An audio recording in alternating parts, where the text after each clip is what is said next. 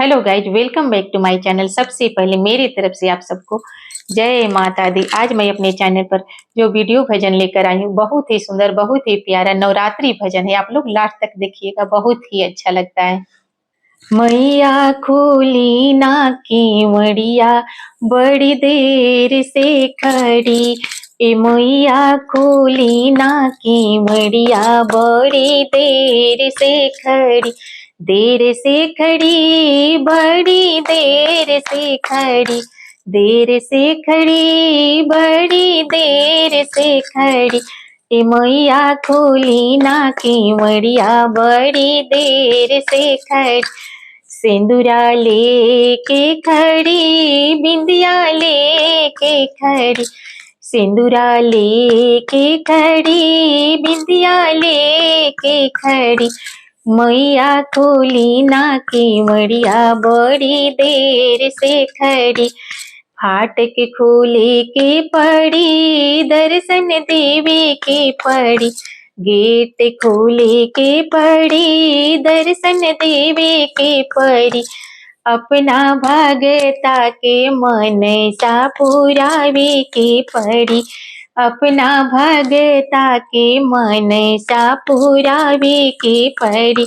मैया खोली ना केवड़िया, बड़ी देर से खड़ी। टिकवाले के खड़ी, हर वाले के खड़ी। फूल वाले के खड़ी, पन वाले के खड़ी। ए मैया खोली ना केवड़िया, बड़ी देर से खड़ी। ए मैया खोली ना केवड़िया, बड़ी देर से खड़ी। देर से खड़ी हो, अबेर से खड़ी। देर से खड़ी, बड़ी देर से खड़ी। ए मैया खोली ना केवड़िया, बड़ी देर से खड़ी।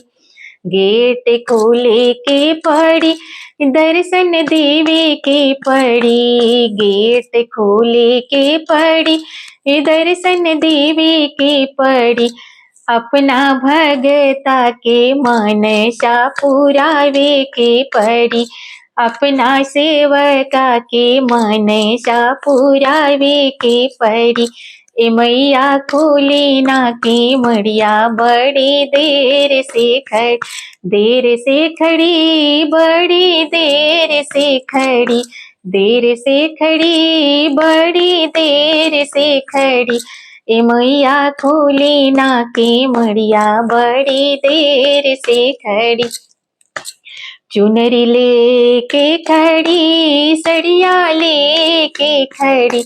लहंगा लेके खड़ी, सड़िया लेके खड़ी।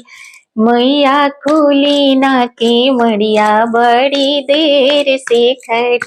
गेट खोल के पड़ी, दर्शन देवे के पड़ी। गेट खोले के पड़ी, दर्शन देवे के पड़ी। अपना सेवका के मनसा पुरावे के पड़ी। अपना सेवका के मनसा पुरावे के पड़ी। ए मैया खोली ना केवड़िया, बड़ी देर से खड़ी। नचवाले के खड़ी, बजवाले के खड़ी। नचवाले के खड़ी, बजवाले के खड़ी। ए मैया खोली ना केवड़िया, बड़ी देर से खड़ी। देर से खड़ी, बड़ी देर से खड़ी। ए मैया खोली ना केवड़िया, बड़ी देर से खड़ी। बेटिया लेके खड़ी, पतोहिया लेके खड़ी। बेटवा लेके खड़ी, दमदा लेके खड़ी। भाई लेके खड़ी, भाभी लेके खड़ी।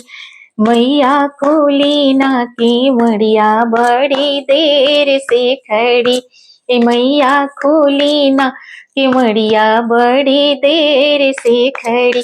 गेट खोले के पड़ी दर्शन देवे के पड़ी, गेट खोले के पड़ी दर्शन देवे के पड़ी, अपना भगता के मन सा पुरावे के पड़ी, अपना सेवका के मन सा पुरावे के पड़ी। ए मैया खोली ना कि मड़िया बड़ी देर से खड़ी, ए मैया खोली ना कि मड़िया बड़ी देर से खड़ी। अगर मेरा ये नवरात्रि भजन आप लोग को अच्छा लगा होगा तो प्लीज लाइक शेयर सब्सक्राइब कर दीजिएगा, और अगर नए होंगे तो बेल आइकन को प्रेस कर दीजिएगा ताकि मेरे नए नए वीडियो का नोटिफिकेशन आप लोग के पास तुरंत चला जाए। फिर मिलती हूँ अगले भजन में, तब तक मेरी तरफ से आप सबको जय माता दी।